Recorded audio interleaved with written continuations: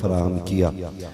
उजाले अपनी यादों के हमारे साथ रहने दो, न जाने किस गली में जिंदगी की शाम हो जाए। अजीज़ाने मिल्लत इस्लामिया, दौरे हाजिर में हम अपने हालात से बहुत अच्छी तरह बाखबर हैं। हम किस डगर पे चल रहे हैं और हमें ज़माने ने धकेल के किस कोने में लाके खड़ा किया है, ये मज़ीद बताने की ज़रूरत नहीं है।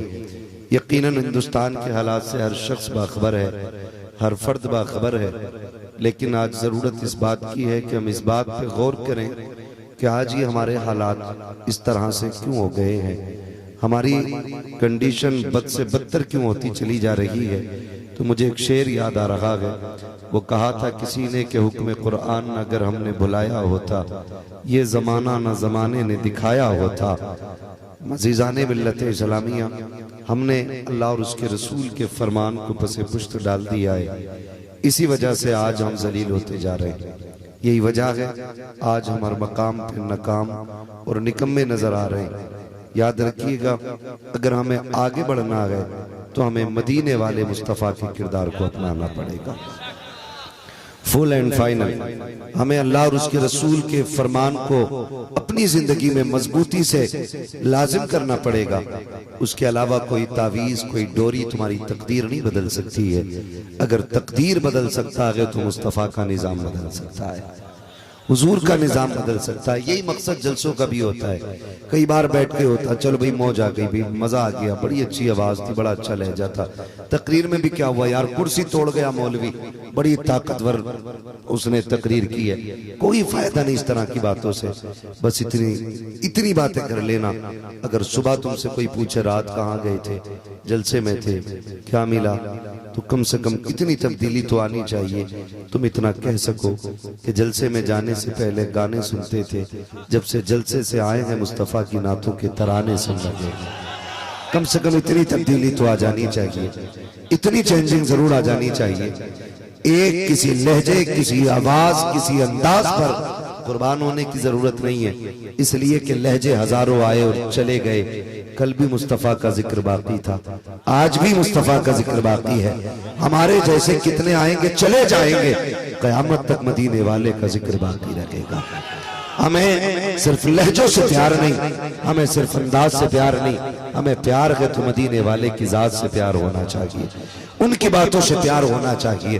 बहुत गौर करने वाली बात यह है, हम ज्यादातर अक्लमंदों में जाके पूछते हैं, भाई ये साइंटिस्ट है, अच्छी बात बताएगा, इसने BUMS किया कि इसका दिमाग तेज चलता होगा, या IAS है, इसके पास अक्ल खिरत की दुकान होगी। लेकिन कभी कलंदरों से भी बातें कर लिया करो, कभी उनके दीवानों से भी पूछ लिया करो। खुदा की कसम, जहां IAS IPS की जहनियत दम तोड़ देती है, वहां से मुस्तफा के गुलामों का जहन आगाज करता है। जहां बड़े बड़े ऊंचों की परवाज जाके थक हार जाती है, वहां से मुस्तफा के गुलामों की परवाज बढ़ती है। आओ तुम्हें बताता चलो, दुनिया हैरत में परेशान है, सब तलाश कर रहे हैं कामयाबी का राज क्या है। लोग कहते हैं 500 रुपए लो और हमें दुआएं दे के चले जाओ, 1000 रुपए लो, दुआएं दे के चले जाओ। कहते मैं फला से मिला था, उससे भी दुआएं लेके आया हूँ, मैं फला से मिला था, उससे भी दुआएं लेके आया हूँ। कहता आज तक मुझे किसी ने हाथ उठा के मैं दुआएं नहीं दी।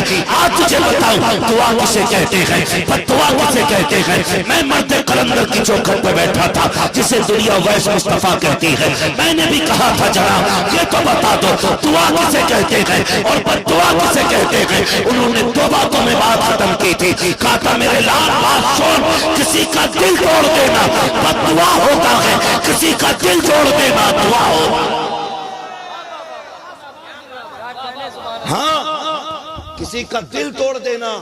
नारे तकबीर, नारे रिसालत, मसला के आला हज़रत उलमाए सुन्नत सैयदुल अंबिया कल भरत। नारे तकबीर, नारे। दुआ लफ्जों की मोहताज नहीं होती, बद्दुआ आंसुओं की मोहताज नहीं होती।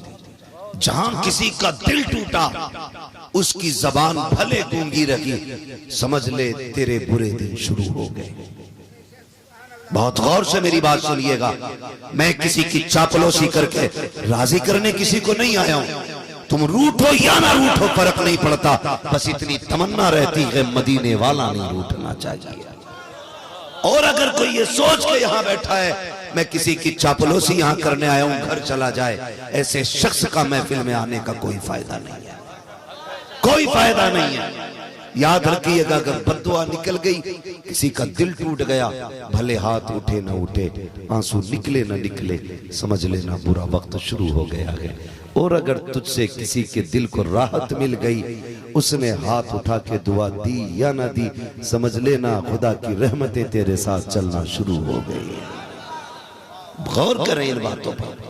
हम कहते हैं मुझे आज तक किसी ने बद्दुआ नहीं दी, नहीं ये मत देख हाथ उठे थे कि नहीं, ये सोच ये चली थी और किसी का चेहरे का रंग तो नहीं उड़ गया था। हमारी इस दो तोले की जबान में किसी के दिल को ठेस तो नहीं पहुंचा दी थी। ये पूछ अपने आप से, इसे कंट्रोल में रखा करो, कंट्रोल में रखा करो। लोग कहते हैं मांस की ये फिसल जाती है, बांस की होती तो रोक के रखते। मैं कहता हूं अगर इसे रोकना है तो फिर अबू बकर सिद्दीक से पूछ कैसे रोका जाता है। हुजूर की चौखट पर जाते थे, मुंह में अक्सर पत्थर रखे रहते थे। किसी ने कहा अबू बकर ये मुंह में पत्थर क्यों रखते हो? का महबूब ने कहा था कि ये जो जुबान है ना ये बंदे को जहन्नम तक ले जा सकती है, मैं इसलिए कंट्रोल में रखता हूं ताकि ये कहीं ज्यादा चल ना जाए।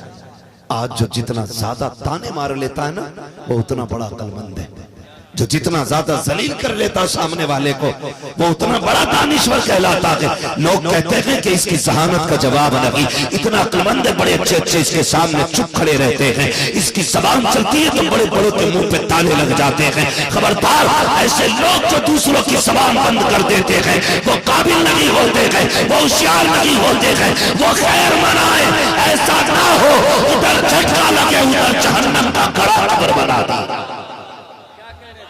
होश में रहना सीखो, होश में रहना सीखो।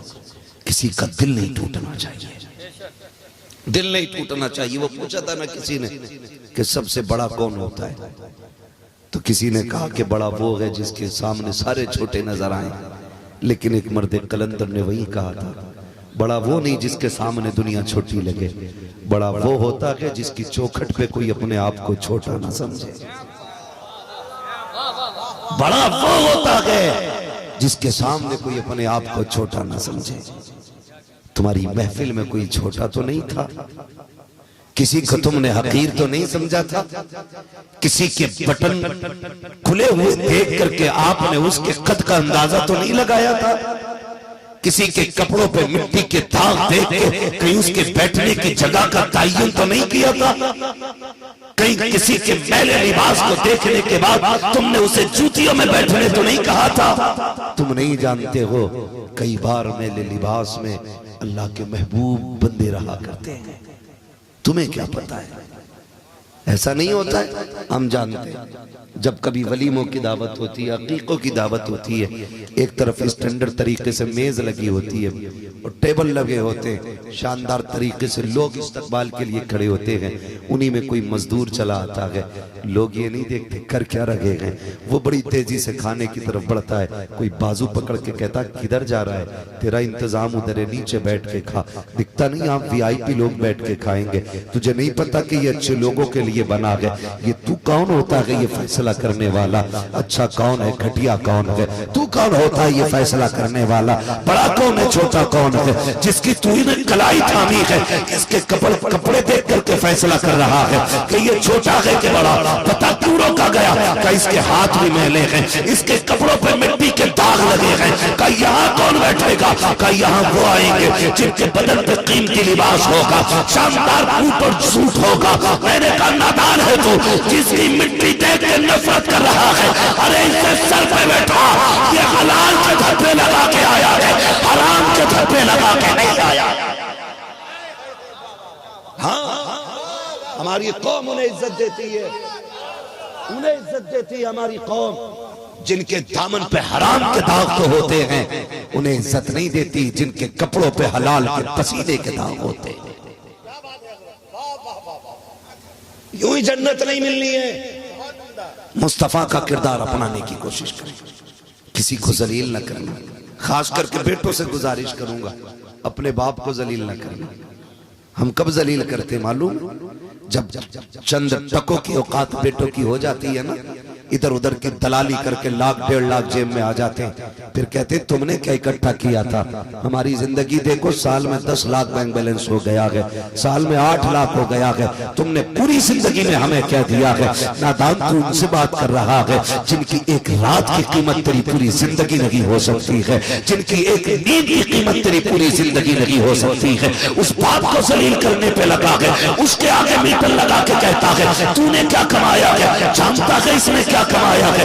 इसके कारनामे पूछना चाहता है तो कान खोल के पूछ कभी पड़ोसी से, मेरे बाप ने जिंदगी में क्या किया है? वो बताएगा। जब तू दुनिया में आया डॉक्टरों ने ये कह दिया था कि इस बच्चे के दिल में छेद है, ये बचने वाला नहीं है। उस वक्त तेरे बाप की हालत ये थी, दुनिया सर्दी के मौसम में कंबल लपेट के सोया करती थी, लेकिन ये सर्दी में तुझे बगल में छुपा करके कभी इस डॉक्टर के पास, कभी उस डॉक्टर के पास, कभी इस तबीब के पास, कभी उस हकीम के पास, कभी इस दरगाह जाता था, कभी उस मजार जाता था, कभी इस पीर के पास था, कभी उस पीर के पास था, और सबसे कहता था मेरे बेटे की जिंदगी बचा दो, मेरे बेटे की जिंदगी बचा दो। तुझे क्या पता है इसने तुझे क्या दिया है? जानता है जब डॉक्टरों ने ये कह दिया था कि बचने वाला नहीं है, तब बाप ने ये कहा था डॉक्टर मेरा दिल निकाल ले ताकि मेरे बेटे का दिल बाकी रह सके।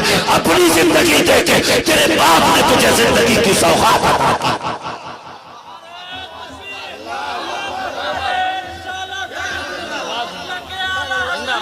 शुक्रिया।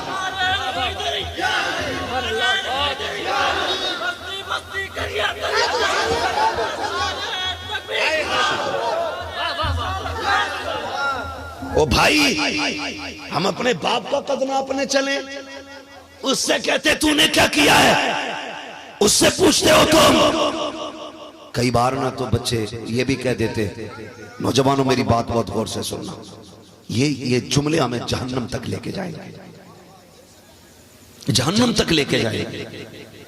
तलवार का जख्म, तीर का जख्म ये आसानी से भर जाता है, लेकिन जबान का दिया हुआ जख्म नहीं भरता है। वो एक शेर में कहा गया था जराहतुस्सिनानी लहल तयाम वला यल्तामु मा जरहल लिसान। भाई तलवार का जख्म के लिए भराव हो सकता है, लेकिन जो जख्म जबान देती है उसके लिए कोई भराव नहीं, और ना ही कोई मरहम उसे ठीक कर सकता है। कैसे कह देते क्या किया तुमने? कहता पूरी जिंदगी रक्षा चलाया तुमने, हमें क्या दिया? एक छप्पर, 2 कमरों का मकान न दे सके। शर्म कर, अगर तेरा बाप लेटा है, इसने रक्षा चलाया, मजदूरी की है, इसने ईंटें कमर पे उठाई है ना, तू नहीं पता है, तुझे नहीं पता इसने परदेश कितनी मुश्किल में काटा है। तू नहीं जानता है अपने बच्चों से जुदाई की एक रात की कीमत क्या गुजरी है इसकी। कहते थे क्या किया तुमने, क्या दिया तुमने? जब ये लेटा हो ना तो इसके तलवे चूमना।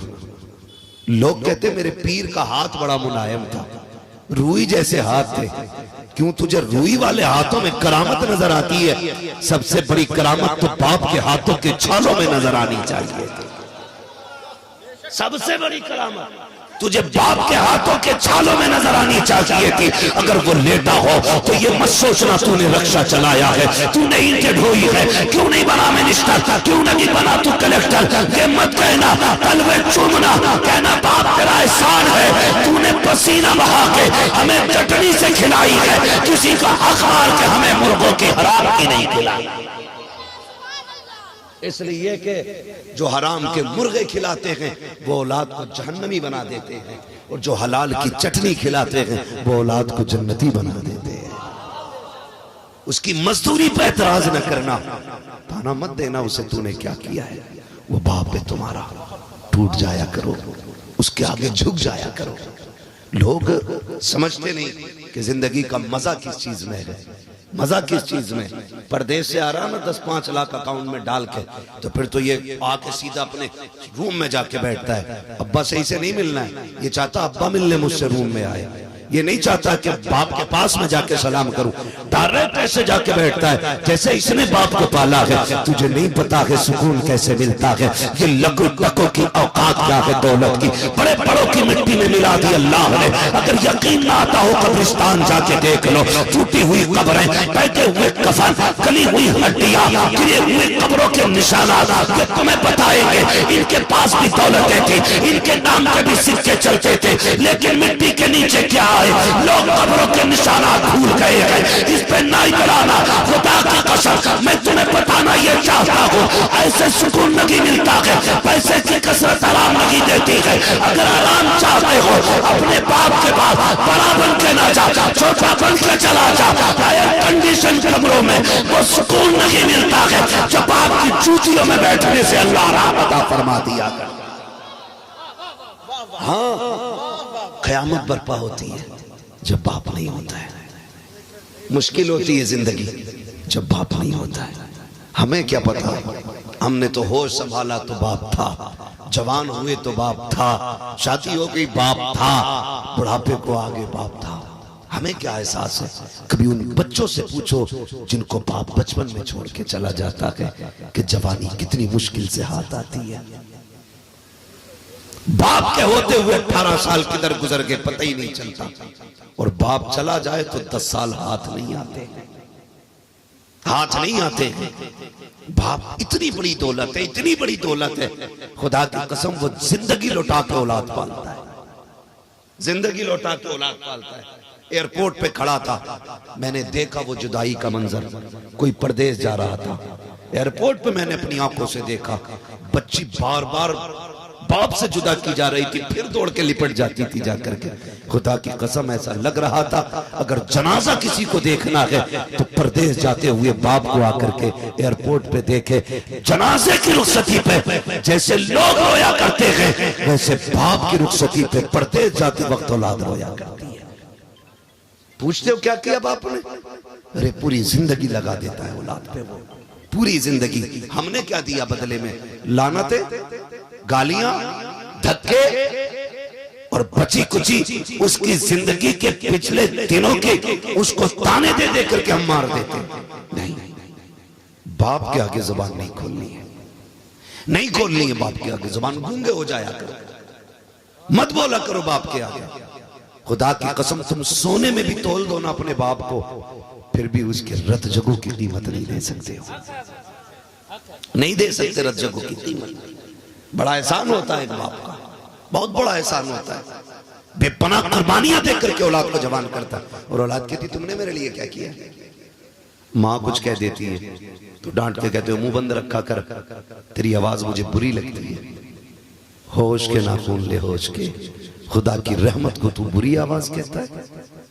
जिस दिन ये सफेद कफन में लिपट के चले गए ना, तेरे कान तरस जाएंगे, तुझे इतनी मीठी आवाज नहीं मिलेगी, नहीं मिल सकती इतनी मीठी आवाज। माँ नहीं बोलती है, माँ के लहजे में जिब्रील बोला करता है।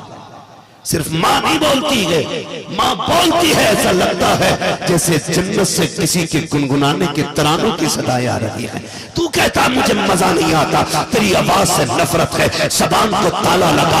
जिस आवाज को तू नफरत कह रहा है ये नकारा खुदा होती है। अगर ये बोलती है खुदा की रहमतें आती है, अगर ये मुस्कुराती है ऐसा लगता जन्नत की खिड़कियां खुल गई हो। अगर ये आंचल फैला देती है खुदा की कसम ऐसा लगता है कोई दुपट्टा नहीं, कोई कपड़ा नहीं, खुदा की रहमत का शामियाना हमारे सर पे आ गया।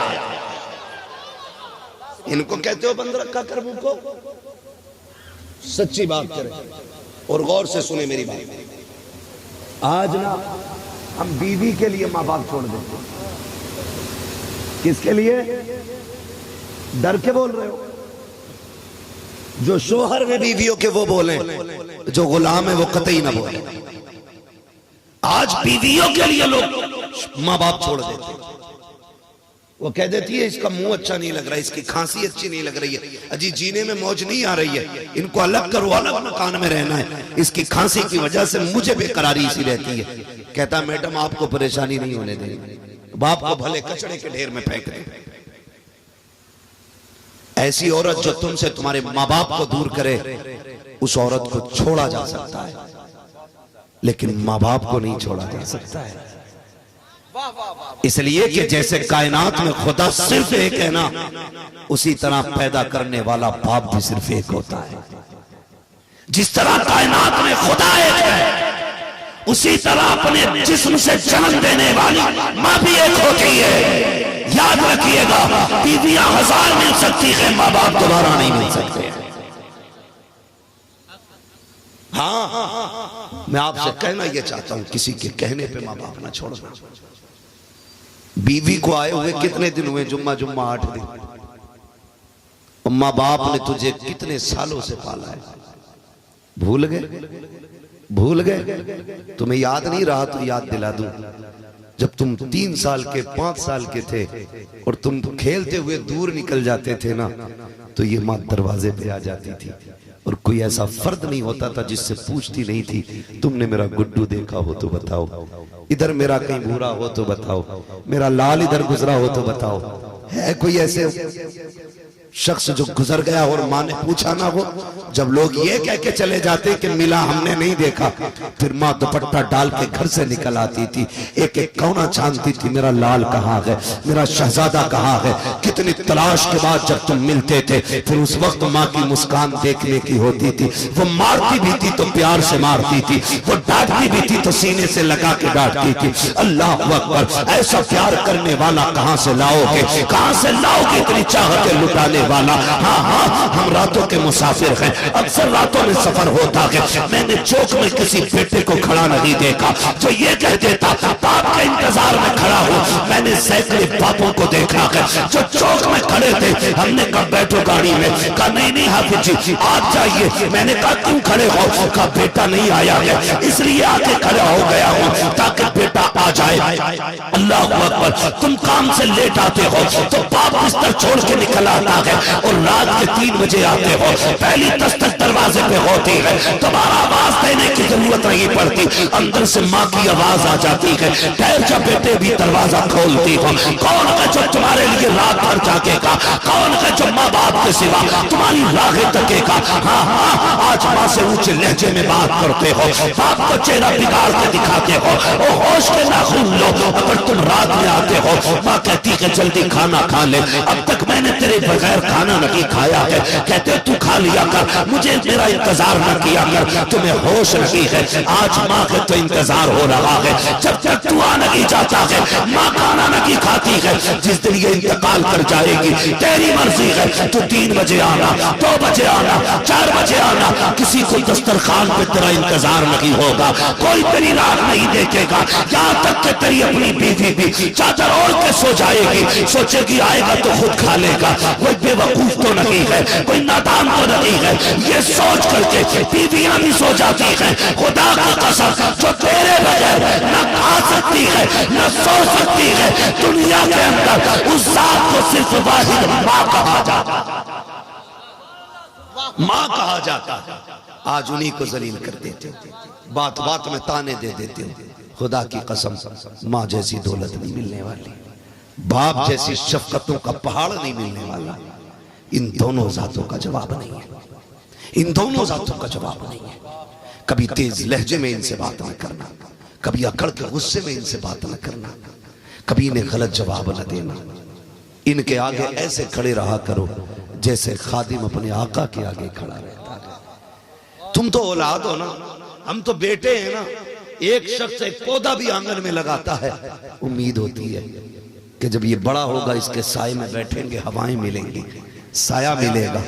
अगर एक शख्स दरख्त भी इस नियत से लगाता है कि हमें साया मिलेगा, तो बाप औलाद को कितनी उम्मीदों से पालता होगा, कितनी आरज़ुओं से पालता होगा, कितने ख्वाब सजाए होंगे उसने बेटे के साथ। वो ये कहता नहीं होगा ये जवान होगा तो मेरी बुढ़ापे की लाठी बनेगा, ये मेरी कमजोरी के दौर में मेरी मजबूती और पावर बनेगा। ये नहीं सोचा होगा बाप ने?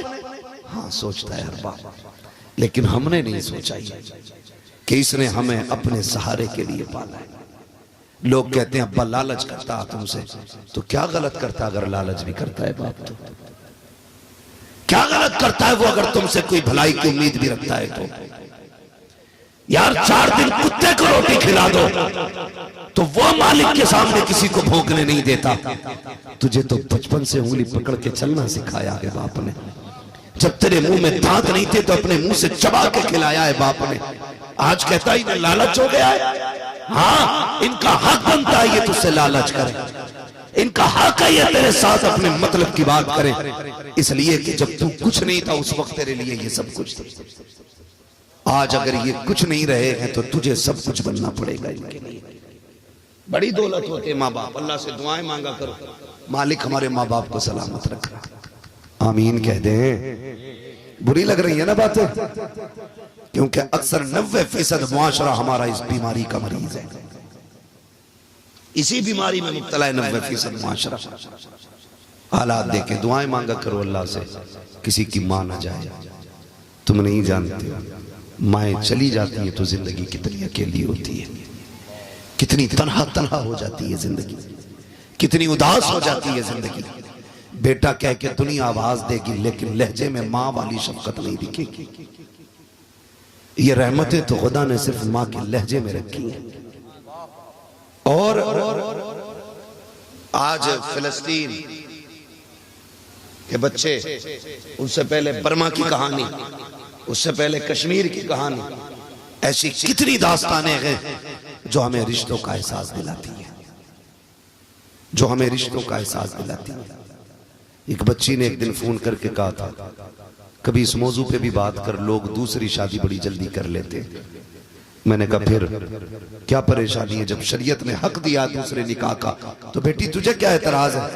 उसने कहा बात ये नहीं, एतराज दूसरी और तीसरे निकाह से नहीं है। उसने कहा बात यह है मेरी माँ का इंतकाल हुआ, मेरी उम्र अभी 11 साल है, मेरे साथ एक 8 साल का मेरा भाई भी है। कहते माँ के इंतकाल के 6 महीने के बाद मेरे बाप ने दूसरा निकाह कर लिया। कहते वो उसी बीवी के साथ रहते हैं, हमें देखने तक नहीं आते। अपने भाई को मैं कैसे पाल रही हूं अंदाजा कर सकते हो, मेरी उम्र खुद 11 साल है। कम से कम मर्दों को इतना तो समझा दो कि जानवरों को भी रिश्ते का ख्याल होता है, इन्हें इंसानों को रिश्ते का ख्याल क्यों नहीं है। ये कड़वी सच्चाई है हमारे मुआशरे की, कड़वी सच्चाई है। अगर निकाह करना चाहता है कर, तेरी मर्जी है, हक दिया शरीयत ने, लेकिन औलाद के साथ ना इंसाफी नहीं। अगर तुम बच्चों के साथ ना इंसाफी करोगे अल्लाह खाल उधेड़ देगा कब्र में डाल के, कोई बचाने वाला नसीब नहीं होगा, कोई नहीं आएगा बचाने के लिए। तेरी कब्र में तुझे जाना है, मेरी कब्र में मुझे जाना है। और ये कौम जो शबे बारात में, शबे कद्र में सिर्फ ऊपर अगरबत्ती लगाती है, उससे क्या उम्मीद रखते हो ये बख्शवा लेंगे? गलत नहीं कह रहा हूं, सिर्फ ऊपर अगरबत्ती लगाई, लाइट लगाई, निकल गए। 1000 बल्ब ऊपर लगा ले, उसका अंदर फायदा कुछ नहीं होना है। अंदर फायदा कब होगा?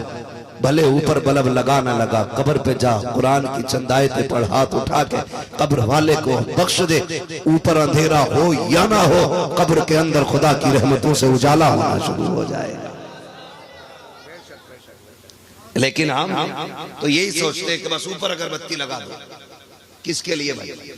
अच्छी बात है, खुशबू है, मैं इनकार नहीं करता, इससे भी मसला नहीं है कि आप अगरबत्ती लगा रहे हैं, लेकिन कब्र के ऊपर ना लगाया करो, कब्र से हट के लगाया करो। यह भी एक मसला है। बीच कब्र पे यहां लगा के आते हैं अगरबत्ती। आग वाली चीजों को कब्र से दूर रखने का हुक्म है। इतनी मुट्ठी भर के बीच कब्र पे ठोक के आ रहे हैं। अब्बा को मौज आ रही होगी, अल्लाह थोड़ा दिमाग लगाया करो, दिमाग। इंसान हो, 4 रोटी खा लेते हो, ऊपर की लाइट से अंदर का कोई फर्क नहीं पड़ता।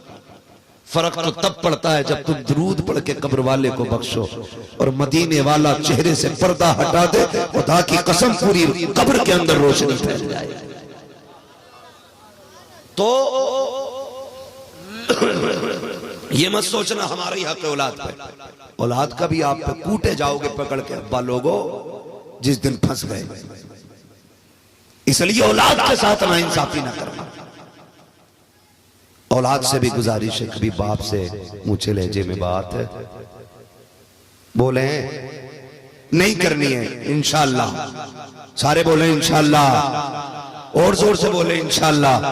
मैं समझूंगा अगर आज के बाद किसी माँ को इज्जत मिल गई ना तो ये जलसा कराना भी कामयाब हो जाएगा, जलसे में आना भी कामयाब हो जाएगा। ये असल बात होती है। ये मोहताज नहीं होती, अल्फाज की मोहताज नहीं होती, हाथ उठने की मोहताज नहीं होती। ख्याल करना किसी का दिल नहीं टूटना चाहिए।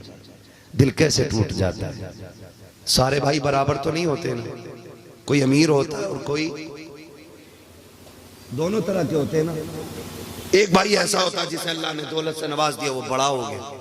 एक ऐसा होता है जो मजदूरी करते करते अभी कमजोर ही रह गए। जब कभी किसी अमीर के घर मेहमान आते हैं तो गरीब से कहता भैया जरा आज अंदर ना आना। कहा क्यों? का मेरी बेटी को देखने वाले लोग आ रहे। भैया आज घर में मत आना, मेरे बेटे को देखने वाले लोग आ रहे। तूने तो ये सोच के कहा कि ये कमजोर है, गरीब है, इसके कपड़े, इसकी हालत देख के लोग मेरी इज्जत पे उंगलियां उठाएंगे, इसका भाई है। तुमने ये सोच के कहा, लेकिन उसके दिल को एक झटका लगा और वो अंदर टूट गया। तुम्हें खबर तक नहीं हुई, वो टूट गया। अब तू 1 लाख अगरबत्ती मजार पे चला, 7,000 चादरें जाके चढ़ा दे मजार पे, कुछ नहीं होने वाला है। इसलिए कि तू भाई का दिल तोड़ चुका है, अपनों का दिल तोड़ चुका है। कभी जब गुर्बत की बुनियाद पर किसी अपने को साइड किया जाता है तो दिल टूट जाता है, उसका दिल टूट जाता है। लोग कहते हैं पता नहीं क्या हो गया, बीमारियां आ गई हैं, मुसीबतें हैं, अल्लाह ने सब कुछ दिया है, दवा भी महंगी खा रहे। नादान, ये बात दवा की नहीं है, हवा नहीं बदली है। अगर हवा की वजह से तू बीमार होता तो एक झोंका सिर्फ तुझे नहीं लगा है, कितने लोगों को लग के आया है। इससे इंफेक्शन फैलना होता, पूरी बस्ती में फैला होता। जितनों से हवा गुजर के आई है सारे बीमार हो गए होते, लेकिन ये तेरा बीमार होना हवा की वजह से नहीं है, मौसम की वजह से नहीं है। गौर करते तो देखे कहीं किसी की हाय तो नहीं लग गई है, किसी की आह तो नहीं लग गई है, कहीं तेरे लहजों से कोई टूट तो नहीं गया है, तेरे रवैये से कोई जलील तो नहीं हो गया है। खुदा की कसम तुझे बीमार इस हवा ने नहीं किया है, किसी की बद्दुआ ने कर दिया है। इसलिए हवा बदले न बदले, हवा बदले न बदले, लेकिन ख्याल रखना अपनों के सामने तेरे तेवर नहीं बदलने चाहिए, तेवर नहीं बदलने चाहिए। अपनों को जलील न करना, अपनों को जलील न करना। ये बड़े कीमती लोग होते, बड़े कीमती लोग होते। जब दवाएं काम ना करे तो फिर अपनों की दुआएं लिया करो। किसकी दुआएं बोल सकते हैं? अपनों की दुआएं लिया करें।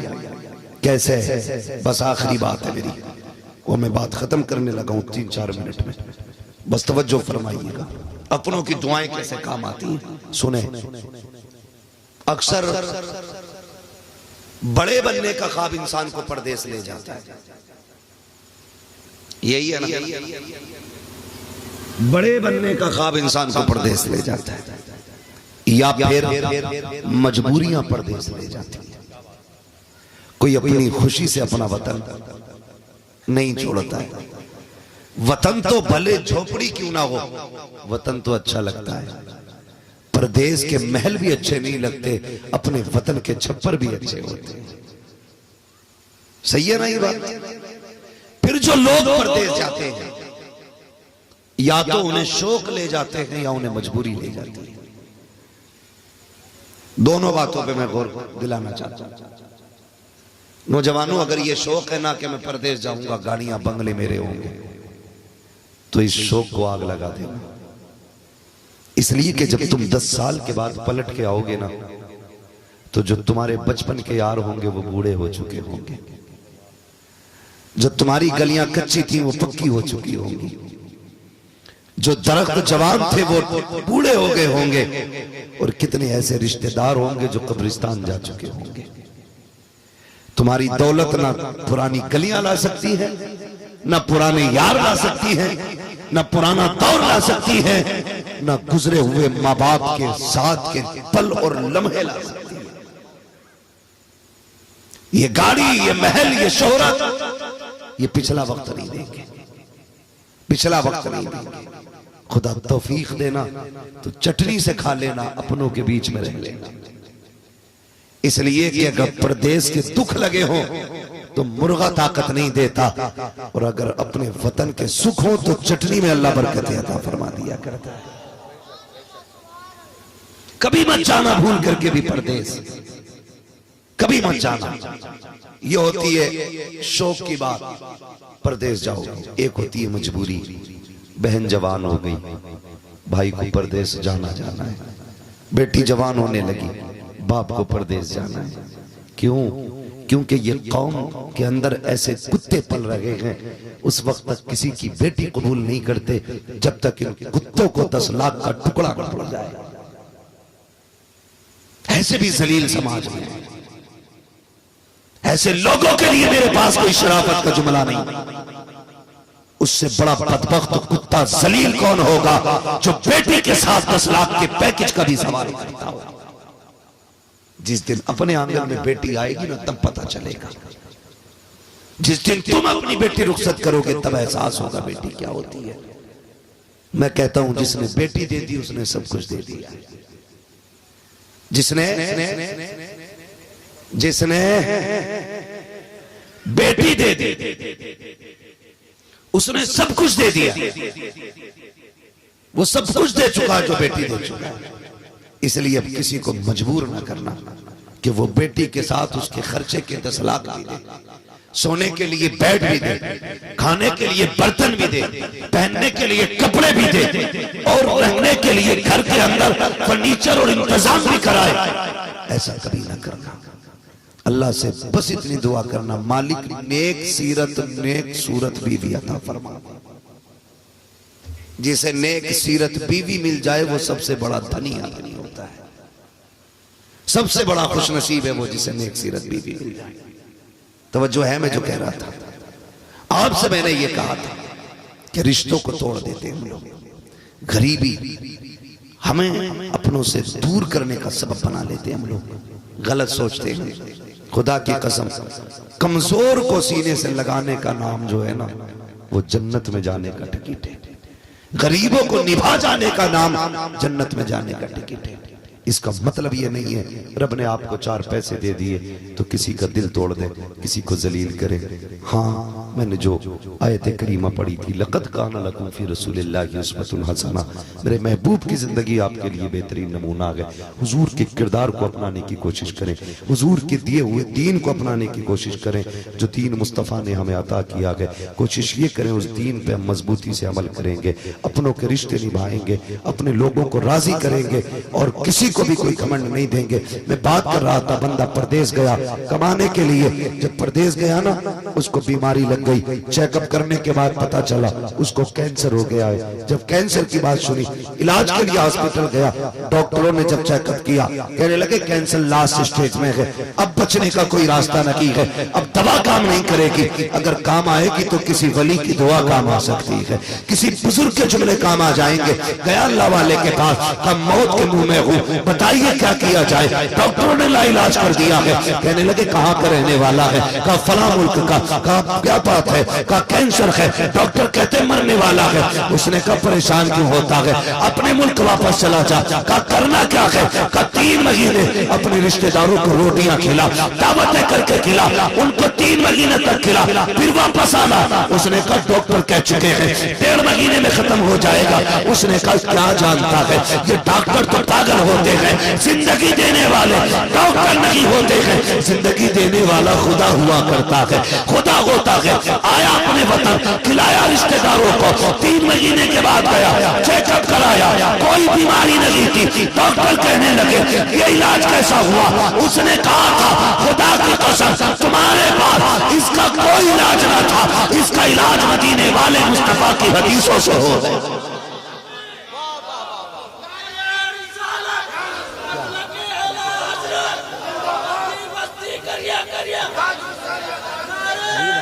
लोगों को मेरी मेहनत नहीं देख रहे हैं आप, मुझे खेत में ले जाके खड़ा करेंगे। तवज्जो है आप लोगों की। मैंने पहले ही कहा था हम पलटते नहीं बेजान किताबों के वरक, हम वो पढ़ते हैं जो चेहरों पे लिखा होता है। अगर आप सोएंगे तो फिर तकरीर करना जरूरी नहीं है, जरूरी नहीं है। जितनी देर दिल से सुने उतनी देर बात होनी चाहिए। तैयार है सारे? आगे चले थोड़ा सा। ये पीछे मुड़ के देखो कमेटी वाले कितने मजे के साथ हाथ भी नहीं उठ रहे हैं। जरा कह दे या रसूल अल्लाह। जिनके हाथ नहीं उठे जरा पकड़ के ऊंचे कर लो वरना जेब कट जाएगी। मौका ढूंढते हैं कुछ लोग, ऐसे उठाए उसने फट से निकाला। अब जरा हाथ दाएं बाएं देख के उठाए, कह दे जरा या रसूल अल्लाह। माशाल्लाह देखो सारे लोगों के हाथ उठ गए, अल्लाह सलामत रखे। तवज्जो है सारे लोगों की। इसलिए अपनों से प्यार करो, अपनों से वफा करो। आज हमारे पास किसी का दर्द सुनने का वक्त नहीं है, सगे भाई की बात सुनने का हमारे पास वक्त नहीं है। वो कहता जरा बात करनी थी थोड़ी सी। कहता तुम तो ठाली रहते हो, मुझे पता है कितना बिजी हूं मैं, मुझे बैठने तक का वक्त नहीं है। और तुम्हारी राम कथा कौन सुने इतनी लंबी बैठ करके, तुम तो पका देते हो, ये कह के अपनों को ठुकरा देते हो। नहीं यार ऐसा ना किया करो। फरमाया गया, मेरे महबूब ने इरशाद फरमाया, जो किसी का टूटा दिल जोड़ देगा अल्लाह उसे बेहिसाब जन्नत अता फरमा देगा। जो टूटा दिल जोड़ दे अल्लाह उसे बेहिसाब जन्नत देगा। टूटे दिल जोड़ने में क्या, जिसकी कोई नहीं सुनता उसकी तुम सुन लिया करो। देखो जब कभी ना दर्द होता है ना अंदर और घुटन होती है हजरत, तो दिल चाहता हम किसी से अपना हाल दिल कहें। या तो सामने ऐसे लोग होते कि जो मजाक उड़ाएंगे, या ऐसे लोग होते हैं जो दर्द नहीं समझेंगे, तो बंदा उनमें रह के भी उनसे नहीं कह पाता है। वह ऐसा शख्स ढूंढता है जो उसके दर्द को दर्द महसूस करे, जो उसकी तकलीफ को तकलीफ समझे। अगर कोई तुमसे कहे भैया जरा 2 मिनट सुन ले, तो फिर 2 नहीं 4 मिनट दिया करो। तुम नहीं जानते हो ये भी तो हो सकता है इसके 2 जुमले तुझे जन्नती बना के चले जाए। कभी कभी सदियों की इबादत अल्लाह मुंह पे मार देता है, और कभी कभी लम्हों के जुमले जन्नत में ले जाया करते हैं। लम्हों के जुमले। हम भाई से कहते हैं मेरे पास वक्त नहीं है, ठीक है जो भी कहना बला से कह देना, मैं उससे समझ लूंगा कैसे बात होनी है।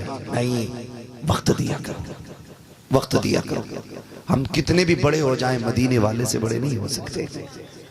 मेरे महबूब हैं, सहाबा की अंजुमन सजी है, हुजूर बैठे, इतने में सामने एक खातून आई, इशारा किया, हुजूर उठ के जाने लगे। सहाबा कहते हैं या रसूल अल्लाह गर्मी है, दोपहर है, ठहर जाइए। आका करीम चले गए और उस औरत के बाद सरकार काफी देर तक खड़े रहे, बात करते रहे। और जबकि अरब की गर्मी, कि जब अरब में गर्मी पड़ती है ना तो लोग दीवार का साया लेकर के चला करते हैं, वहां की धूप में चलने की ताकत नहीं होती लोगों की। जब चलने गए ना काफी देर तक हुजूर बात करते रहे।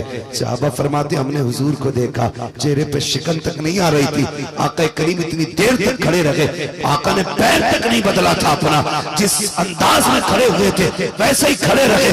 जब बहुत देर के बाद औरत की अपनी बात मुकम्मल हुई तब वो गई सरकार पलटे। सहाबा कहते या रसूल अल्लाह किस औरत के मुंह लग रहे थे, इसको तो मक्के में पागल कहा जाता है, इसे कोई मुंह नहीं लगाता है, इसे कोई शहर के अंदर अक्लमंद नहीं मानता है। सारा वक्त आपने इतना कीमती उसको दे दिया। मेरे नबी ने कहा था चुप हो जाओ, जिसे कोई मुंह से नहीं लगाता है उसे मुंह से लगाने के लिए आमिना का लाल आया।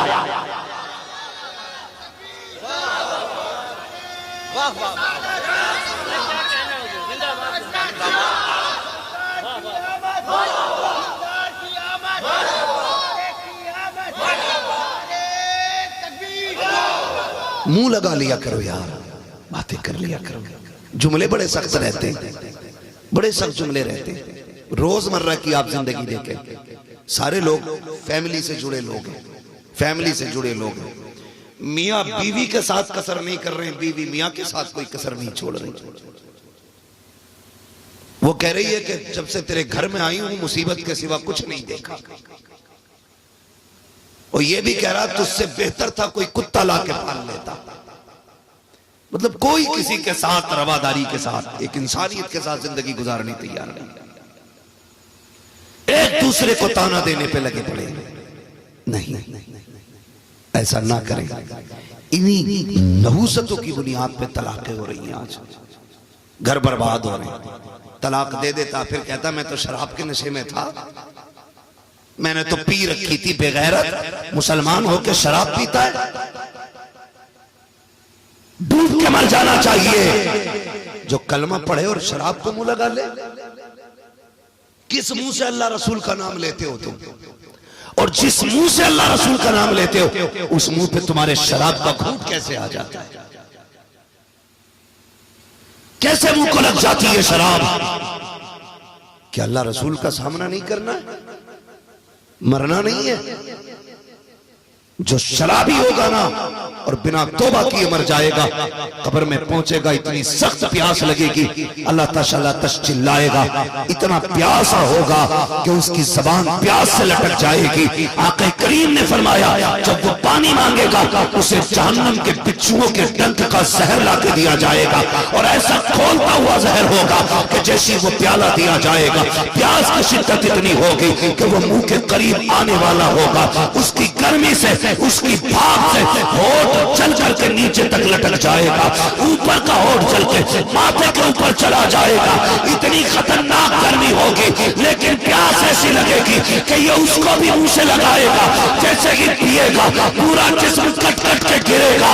और तुम्हें खुदा का वास्ता छोड़ दो शराब को, अगर पीनी है तो मुस्तफा के इश्क की शराब पिया करो, इसलिए कि ये शराब तुम्हें दुनिया में भी इज्जतदार बनाएगी और आखिरत में जाके भी रब की बारगाह में इज्जतदार बनाएगा।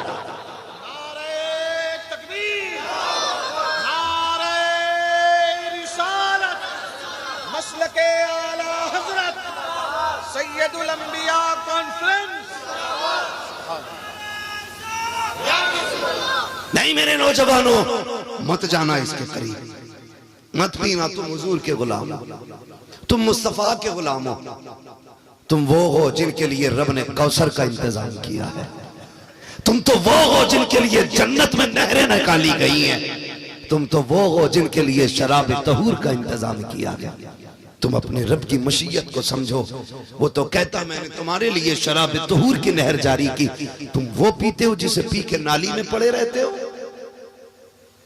तुम वो पीते हो जिसे पीने के बाद खंजीर जैसी खसरतें आ जाती हैं। वो तो तुम्हें रोकता है, लेकिन तुम समझते क्यों नहीं अपने रब की मशीयत को? क्यों नहीं जानना चाहते तुम अपने हुदूद और अपने दायरों को और अपनी हद को तुम क्यों नहीं समझना चाहते? क्या ये गलत नहीं हो रहा है? शराब के पार्टी के नाम पे, शादी के नाम पे, यारों के नाम पे, महफिलों के नाम पे, बर्थडे के नाम पे शराब की बोतलें खोली जा रही हैं। हुजूर के गुलाम और नशे के करीब, अल्लाह की कसम खा के कहता हूं, उस क्वालिटी वाली आज शराब किसी मार्केट में नहीं है जो हुजूर के जमाने में शराब चलती थी।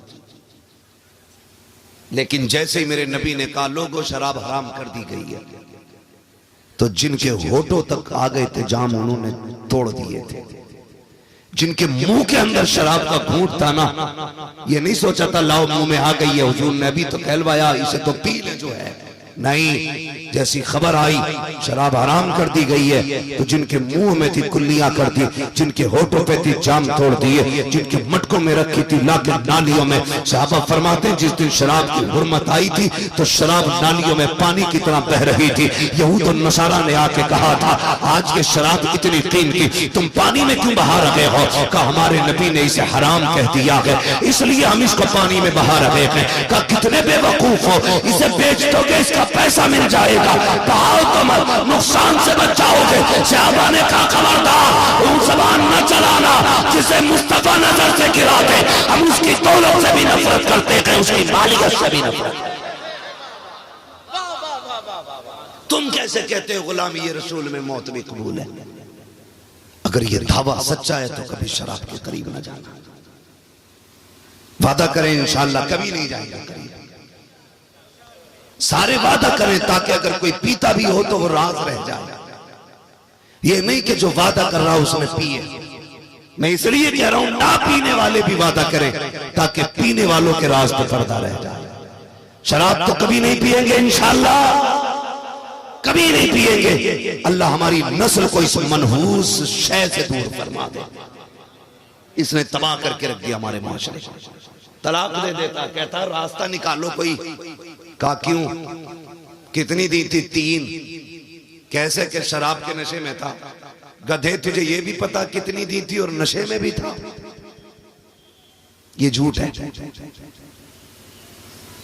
अगर इतना नशा था कि अक्ल जाती रही तो तुझे ये कैसे पता चला 3 दिए, या ये भी कैसे पता चला कि तुझे शर्त तलाक दी है? झूठ बोलते। ये नौबत इसलिए आ रही है क्योंकि हमने मुस्तफा का तरीका नहीं अपनाया, तरीका नहीं अपनाया। मैं मर्दों से गुजारिश करूंगा, औरतों के साथ वो रवैया इख्तियार करो जो मेरे नबी ने खदीजतुल कुबरा के साथ इख्तियार किया, जो आयशा सिद्दीका के साथ मेरे नबी ने जिंदगी के लम्हे गुजारे थे, जो अज़वाज मुतहरात के साथ मुस्तफा की जिंदगी के लम्हे गुजरे। ऐसे आप बीवियों के साथ रवैया करो। और बीवियों से गुजारिश करूंगा, आप शोहरों के साथ ऐसे रहो जैसे खदीजा मेरे नबी के साथ रही है, फातिमा अली के साथ रही है। ऐसे जिंदगी गुजारो, फिर देखो अल्लाह तुम्हारे घर के अंदर जन्नत की महक अता फरमा देगा। आंगन तुम्हारा होगा, नजारे जन्नत के होंगे। करेंगे इंशाअल्लाह, ऐसा ही करेंगे इंशाअल्लाह। बहनों से गुजारिश है, शोहर से झगड़ा हो जाए, चलो लड़ाई हो सकती है, गर्मा गर्मी हो सकती है दोनों तरफ से, मिजाज नहीं भी मिल सकता है, लेकिन एक दूसरे के लिए बद्दुआ न करना, एक दूसरे को बदतमीज ना बोलना।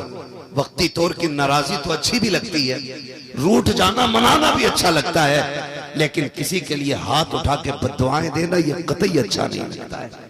किसी को बदतमीज बोलना यह बिल्कुल अच्छा नहीं लगता है।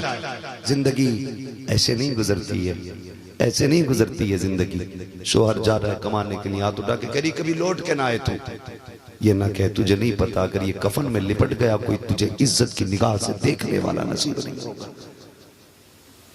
और तू जो कह रहा तुझसे बेहतर था कुत्ता पाल लेता, तू भी जरा जबान को लगाम दे।